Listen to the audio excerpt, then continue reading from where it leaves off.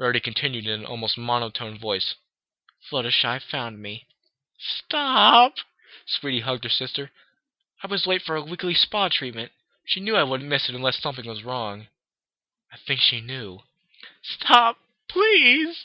The young unicorn sobbed. I'm sorry, I'm so sorry! Please don't say anything else. I love you, sis. Please. Rarity slowly leaned into the hug. You were gone. She woke me up. I was lying on my side. There was so much blood. I didn't want to get up. And then I saw your note. I'm sorry I asked, Rarity. Please. Just stop. The older unicorn took a deep breath and opened her blue eyes, looking down at her sister, hugging her. For a moment she felt dizzy. Then she smiled as she hugged Sweetie back. I have you back for now, Sweetie, she whispered. You're here with me for a bit longer. And this time, when you go, I'll be able to say goodbye and farewell. The pair left the opera house shortly after. As the building slowly disappeared behind them, Sweetie looked up at her sister. Where are we going now, sis? Back to the library, Rarity replied. If Applejack is gone, maybe we can speak with Twilight further. Oh, okay. Sweetie looked away unsure. It's just, Applejack doesn't really seem to like me very much and... Don't worry, Sweetie, Rarity interrupted. Applejack won't do anything to you. I'll make sure. I'm sure Twilight will also step in. Okay. The pair walked in congenial silence until they reached the library. Stepping ahead, Rarity faced one of the guards. May we speak to Twilight Sparkle? The guard blinked. I'm sorry, Lady Rarity, but Lady Twilight is occupied at the moment. She asked us to let you know that she would meet with you tonight at Lady Pinkamina's party. Rarity nodded and stepped back. It seems Twilight is busy. Most likely experimenting with something to do with your travels. So what do we do now? I think home would be the best choice for now, Sweetie. Rarity looked at the sun's position. We have to get ourselves ready for the party, after all. Sweetie nodded as she followed her sister. Rarity?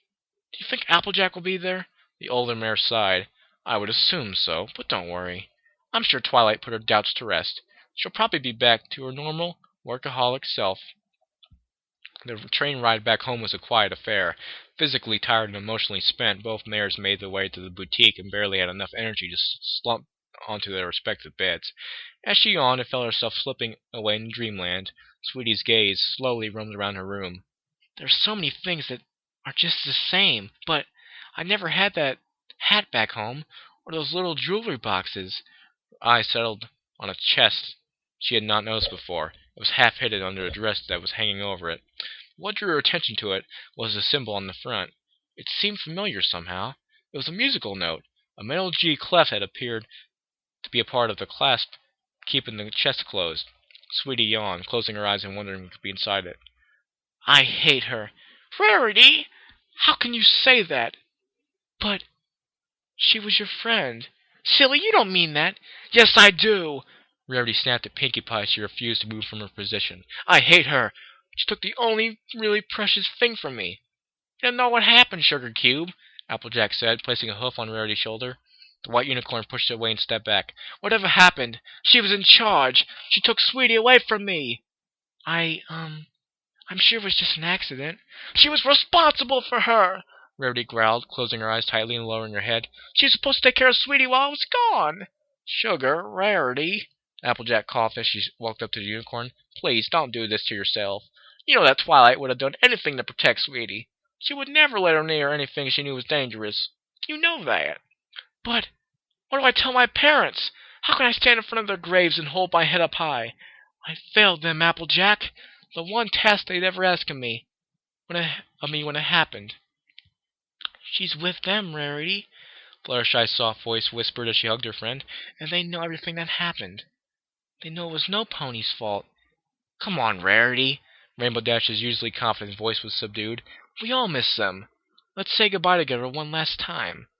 Rarity looked past her friends to the grave that awaited them. A purple marble slab framed in moon rock had been laid down on the grassy hill. It had a dedication to two very dear friends, from family and friends. It had been positioned so that the first rays of the morning sun would shine on it. It looked depictively simple for all the weight it carried in the hearts of those left behind. It was still incomplete. Slowly, the group made their way up until Rarity stood up at the front of all of them, staring at the slab. She looked back at her friends, who nodded their encouragement. Rarity turned to the slab. Her horn lit up as the magic was absorbed into it, and her words etched magically on its surface, taking place next to her friend's own thoughts and farewells.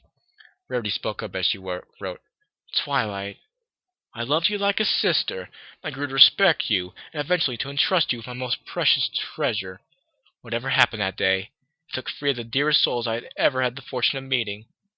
You and my sweetie are still together. Take care of her for me, till I can see you both again. And tell Spike that I'll see him there too. Rarity." The unicorn collapsed. Still not crying. When will it happen? I don't know. It might not. I don't know. Depends. That one scene almost had me. Sweetie opened her eyes slowly. Echoes of Applejack, Pinkie Pie, Fluttershy, and Rainbow Dash calling Rarity's name floating at the edges of her consciousness.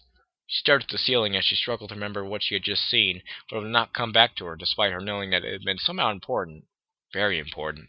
Her eyes returned to the chest that she had seen under the dress. Slowly, Sweetie got out of bed and listened carefully. She could hear the rhythmic breathing coming from Rarity's room down the hall. Her sister was still asleep. Carefully moving the dress out of the way of her magic, she stared at the G-clef in the front. She unlatched it and pushed up at the top to reveal stacks of neatly ordered notebooks and papers, a few replacement strings for a musical instrument, and an old bow, the same type she had seen Octavia use on her. Oh. Sweetie sat down, staring at what she had in front of her. Levitating one of the notebooks, she opened it up, revealing what she had expected. Musical notations covered each neat row on each page. Lyrics were written under the musical notes with historic symbols on their own. She could figure out which called for a longer sustained note, but there were so many that she couldn't decipher. She carefully read through the notebooks, piling them next to the chest. When she reached past them, she found the smaller box, tied shut with a blue ribbon. Undoing it, she discovered several opened envelopes inside. All of them for her, or for the Sweetie Belle of this dimension at least. Except they didn't seem to be a particular order. She took out the first. "Dear Sweetie." Wait. Oh, it's Octavia, okay. Oh, I'm not doing a British accent. God dang it. Well, Rarity's close enough. I'll just go with that. Country music? Really? When I told Vinyl that you had been singing country music with that voice of yours, she did not stop laughing for an hour straight. What were you thinking? I know it was all Apple Bloom's birthday, but you don't have a voice like yours for that kind of music. I'm sorry. I'm being a bit unfair. It was your best friend's birthday after all. It sounds Jamaican. I can't do anything right. It just surprises me, that's all. You should have seen what Rarity wrote in that letter she sent me. She was, well, shocked is one way of putting it. I myself had to imbibe quite a sum of whiskey to gather my thoughts. A single malt in one gulp. It was almost offensive. However, I heard that Applejack couldn't stop singing your song after the party, so it seems you've made quite the impression on the genre. I simply hope that perhaps she may see the light and attend the opera so that she might see you in your own natural element. As keen as her eye is for other genres, it's undoubtedly in a sanctuary of music that yours can raise the heavens themselves. Well, I just wanted to share my thoughts and see how you were doing. I'll let you know when we arrive back at Counterlot. Octavia. A decidedly less elegant penmanship followed. Penmanship. Oh, God. Sweetie, this is Vinyl. Octy asked me to put this in the mail and not to read it. I just have to say, well done, girl. I don't listen to country myself, but you can't get caught in that stuffy and uptight cell you and Octy call an opera house forever. If you ever want to try some electronic, brony beat, or techno, you know who to call. Scratch. Sweetie blinked at the letter. Rarity had mentioned a country song. Had it really been so good and so shocking that it had gotten Applejack singing and Rarity writing wordy letters to Octy? Octavia? Sweetie chuckled, wondering what that song could be. It's on iTunes. She dug deeper into the chest, finding a few pictures of herself in Octavia. Vinyl Scratch, a pony she only vaguely remembered from one of Pinkie Pie's parties, was also present in several of them. Somehow, although she felt she was looking and going through something sacred, to Sweetie it felt right, as if she were supposed to see these. She sighed as she started to carefully put away just about everything. As she took a look at the notebooks again, she left one behind along with a picture. Maybe she could copy some of the songs into her own notebook and try to learn them later. As for the picture, Octavia, Vinyl, and Rarity stood behind Sweetie in a graduation gown. She looked exactly as she did now, still young and so happy. The other three mares in the picture looked extremely proud, and they smiled honestly and without a care. Sweetie took a deep breath as she levitated both relics up to the bed with her. It was time to learn. Maybe the spirits of Octavia, Vinyl, and her counterpart would inspire and help her find her own talent. Slowly, she went for her notebook, looking for songs she could maybe learn. The time for the party arrived almost too quickly. Before Sweetie knew it, Pinkie Pie was knocking on the door to the boutique, waking Rarity from her nap. "Come on, girls!" The pink Earth pony giggled as she bounced around them. "We're going to be late!" "It'll be fine, dear," Rarity said. "After all, they can't start without us, right?" "Oh, but we still have to get there!" Pinkie pouted. "Where are we going exactly?" Sweetie asked. "Isn't the party at Sugar Cube Corner?" "Don't be silly!" the Earth pony smiled. "The party's at Sweet Apple Acres. I convinced Applejack to lend me her barn earlier today." Rarity stopped combing her hair and looked at Pinkie with a frown. The party pony looked from her to Sweetie, who seemed to have lost all interest in partying. "What's wrong?" I don't know if we should go," Sweetie ventured. "Why not? I'm sure every pony will be happy to see you." "I wouldn't say that, darling," Rarity sighed. "I'm afraid Applejack will not be happy to see us there." "What? Of course she will!" Pinkie exclaimed. "Did you tell her who this party was?" Sweetie asked. "Well, no, but we saw her earlier. Trust us, she won't want us there," Rarity insisted. It was then that Pinkie put her hooves up on top of the fashion designer's shoulders. "You are coming to the party!" Each word the Earth pony towered more and more over the white unicorn until she was looking down on her. "Am I clear?" "Yes," Rarity meeped. "Good," Pinkie said, "because I don't want my friends to ruin a perfectly fine party over a fight."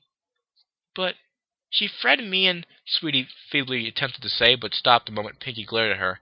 "I think I should make up with her because otherwise the party would be wasted." The Earth pony smiled. "Exactly!" She bounced around the room happily. Now we go to the party! Now we go to the party!" Pinkie sang over and over. Sweetie and Rarity exchanged amused glances. As soon as their manes were ready, the pair followed the bouncing Earth pony toward Sweet Apple Acres. The inside of the barn had been decorated in festive colors. Balloons abounded and floated freely, while confetti randomly fell on the ground the guests from somewhere in the rafters. Fluttershy flinched slightly at a balloon suddenly popping on top of her, which became a rain of colorful paper. Does any pony know why Pinkie organized this party?" "Well, I don't know," Rainbow Dash said with a big grin as she munched on a pickle. Pickle. It's like Snooky. Oh, God. Why am I bringing Snooky up right now? "But as long as there's all this amazing food, who cares?" She proceeded to pick out another pickle from her ice cream, while her mate, Vespa, looked at the mix with a slightly disgusted look. When offered some, okay, it's a he. Rainbow Dash is not lesbian. Just wanted to point that out. He vehemently shook his head. "I'll get some crackers." He coughed as he turned around and made a beeline for the food table. Yeah, Dash must be pregnant, because pregnant women always love eating weird concoctions. Ugh, pickles and ice cream. Twilight smiled. It was great to see all of her friends in a more relaxed party so soon after she had decided to come back to Ponyville. They all seemed to be in a good mood. Well, all except one. Her eyes turned to Applejack, who stood separate from the group, drinking shots from some unidentified source. "What's got her in a bad mood anyways?" Dash asked, walking up to Twilight. Her belly was beginning to show, and she was starting to waddle more than walk. Yep, she's definitely pregnant. Twilight sighed. "I think it's because of the reason behind the party." Wait, Vespa's a Wonderbolt, okay. Wait, no, that's Rainbow Dash, she's a Wonderbolt. Okay, I understand. "So you do know why it is!" The Wonderbolt leaned closer to Twilight, a glint in her eye. "Well then, why don't you tell—" "We're here!"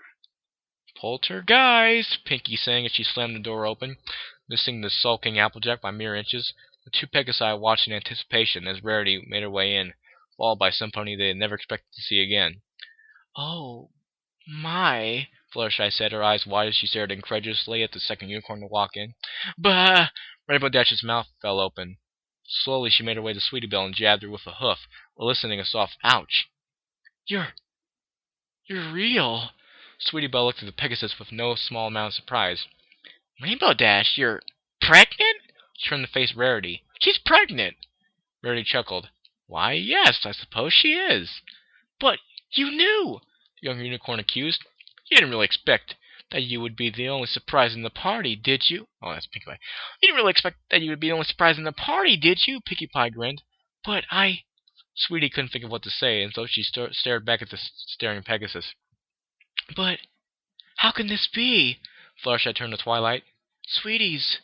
She stole a glance at Rarity. Well, she is Sweetie Belle, Twilight said. But just not our Sweetie. You see, darn right she ain't. Oh, God, you hick, gotta ruin everything, Applejack interrupted, walking unsteadily towards the group and having only heard the last part of the conversation. Our Sweetie is dead. Just like the apple, she growled. And Scootaloo. And my brother and... Applejack, Twilight interrupted, placing a hoof on her friend. Calm down. I already explained to you that... Shut up, the apple farmer snarled at her friend and took a surprised step back. I know what y'all said, and it still don't make any sense. What kind of idiots do you take us for all your blabbering fancy words and magical feet? She frowned. Things. She shook her head. Theories. Them. Those. Y'all know what I mean. Applejack glared at something next to Sweetie, who pressed against Rarity, flinching under the bleary gaze of the apple farmer. Y'all come over here, and I've known that y'all would, 'cause I dreamed how y'all... Applejack. Fluttershy carefully put a hoof on her friend's shoulder. You're drunk. No, I ain't, Applejack said, shaking her friend's hoof off her shoulder, marching up to the wall, where a pony-sized picture of a pony rumpled without a tail, which was lying close by for a game of pin-a-tail on the pony was. And y'all better face me when I'm talking to you. I know you're not the real Sweetie, she poked the poster. I'm talking to you. Turn around. God, you fucking idiot. She's obviously not drunk, just stupid. Of course. Twilight, Rainbow Dash said as she, Sweetie, and Rarity joined the group. I think you better explain how Sweetie Belle can be here. She intentionally faced away from Applejack, who continued glaring and snapping at the poster. As Twilight led the group away from the drunk farmer to explain what Sweetie had said, the unicorn in question slowly stepped from the group and turned to look at Applejack. It ain't fair that you came here and you didn't bring my sister with you, the Earth Pony half sobbed, half accused the poster. I've been dreaming of having my apple bloom, and y'all, sure as hate was you in my dream having no cutie marker. She hiccuped and fell in a rump. Why? Why is it just you? Sweetie sat beside the drunk mare. I'm sorry I'm not the one you wanted to see. You're not sorry, Applejack slurred angrily at the poster. You're just saying that to make me feel better, but it ain't gonna work. I'm on to you. Applejack, Sweetie began. When I arrived, I expected to see Applebloom and Scootaloo. I just saw them 2 days ago.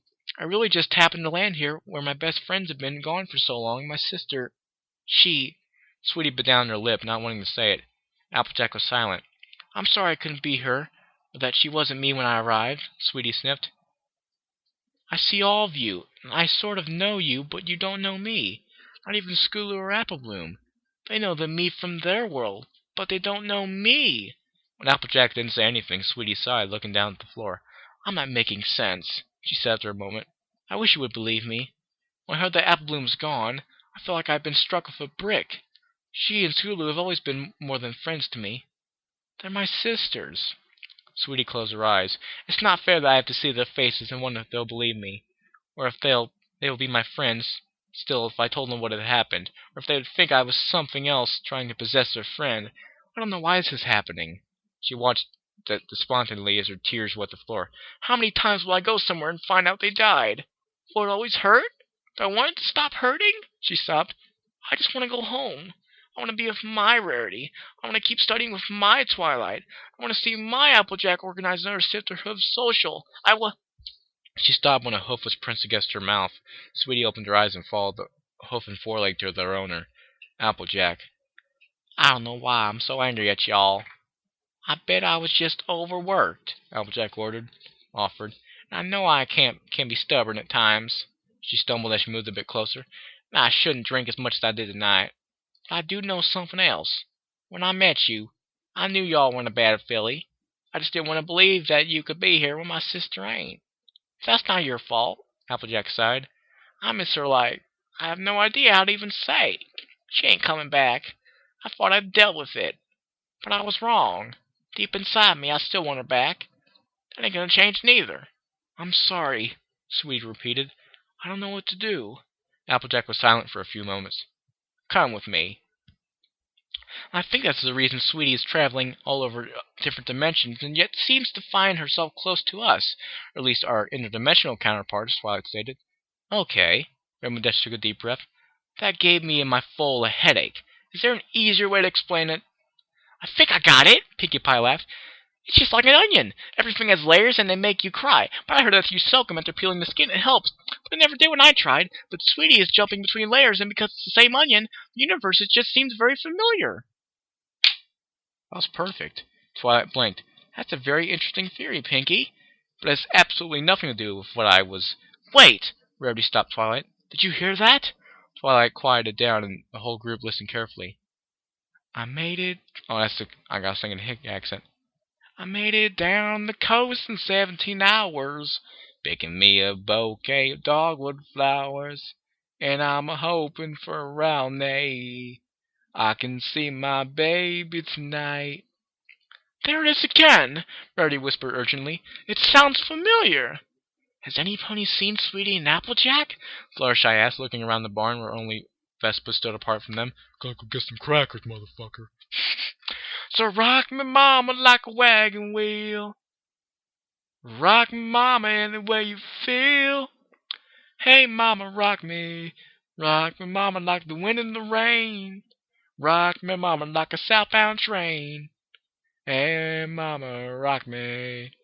It's coming from outside. Let's go, Repony. I hope they're both okay, Rarity said worriedly after a few more words coming from outside. The group made their way to the doors, where they stopped and looked outside. In the darkness, seating over several piles of hay, Applejack strummed the guitar as she and Sweetie sang in the sky, seemingly lost in the moment. Oh, the North Country winters keep a-getting me now. Lost my money playing poker, so I had to up and leave. But I ain't turning back to living that old life no more. Twilight chuckled. Well, it seems like we're worrying over nothing, right? I wish she had chosen another song, Rarity sighed. She looked up at Rainbow Dash as Rainbow Dash brushed past her. Rainbow, where are you going? The Pegasus snorted and looked back briefly at her. Dash's eyes were a bit watery, but her grin didn't leave her face. Where do you think? I'm going to sing too. Oh, God. Watched the crowd leave simultaneously. What? The fashion designer blinked. Why? Rainbow Dash joined the singing pair. Scooby joined the chorus that time. Remember? Oh, God. Rarity and the others exchanged glances. Mac played the banjo. I had never heard him play before, Fluttershy reminisced. Spike nagged me all night to cast that spell so he could play the fiddle for a few hours, Twilight sighed. It was the best birthday party ever, Pinkie nodded. Rarity smiled as the three mares joined the others on top of the hay before walking up to them herself. Sweetie sang beautifully, even if it was country. Vespa looked at the group with a small grin on his face. Ponyville mares are all crazy. Grandma Scootaloo was right. He watched in silence as the 7 mares sang into the night, tears flowing freely as they all hugged each other, the traveler bringing memories that 6 immortals held dear within themselves. So rock me mama like a wagon wheel. Rock me mama any way you feel. Hey mama, rock me. Rock me mama like the wind and the rain. Rock me mama like a southbound train. Hey mama, rock me. Wanderer D, full version of that song. I will play my guitar to it and sing it on this channel. Damn it, my guitar's right over there. I should have got up and strummed it. I'm not good at it, but I should have strummed it. I swear to God, Wanderer D, you give me the full lyrics to this song. If it's not made, please find time to make it. I will sing that damn song all night. It is very catchy, and I don't know, man. I love it. They sang to the night, remembering, crying, hugging, and hoping. The next morning, Sweetie decided that she was never going to drink alcohol again in her life. She groaned as she rolled over on the floor to lie on her back, her stinging eyes taking in the inside of the barn. How can they drink that stuff over and over again if this happens the next day? She groaned. A snore drew her attention to the pile of hay where Rainbow Dash and Vespa were sleeping. Wait, Grandma Scootaloo did what? Vespa asked, eyes wide. She never told me that. Well, what did you expect? Rainbow Dash laughed. You're just a foal back then. The Pegasus, who bore a striking resemblance to Scootaloo, blushed. But I was the same age as she was when we got the weasels in the barrel of cider. Yeah, ponies were made of sterner stuff back then, Rainbow Dash said, punching her partner on the shoulder playfully. But I'm more intrigued by what happened in the last world you were in, sweetie. You said that Scootaloo put cling wrap on the toilet to prank Nightmare Moon? I'm too drunk for this, Vespa moaned. Sweetie chuckled as she turned to her stomach. She saw Fluttershy lying next to Twilight. Both mares had gotten completely plastered and were snoring blissfully away. Big Mac? Twilight sat down with a painful-sounding thud. Her magic levitated a cup, filling it up with cider before she downed it in a single gulp. Well, I never saw you two do anything, but... Well, he visited a lot, and you blushed when he walked away, and you stared at him, and... Sweetie started to explain, but was interrupted. Oh, my. Fluttershy, also blushing, took a sip of her third cup. I